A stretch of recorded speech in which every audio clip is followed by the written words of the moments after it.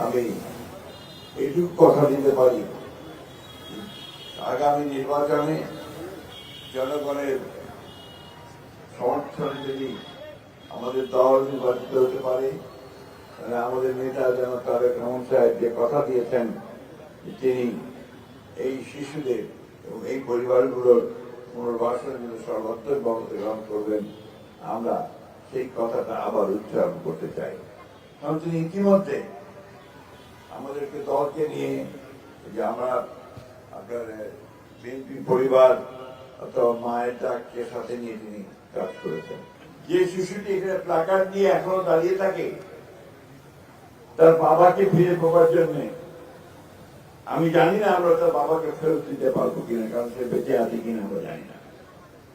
এইটুকু তো আমরা করতে পারি যে তার ভবিষ্যৎ নির্মাণের জন্য, তার জন্য একটা সুন্দর জীবন হয়, সেই জীবন তৈরি করার জন্য আমরা কাজ করতে পারি।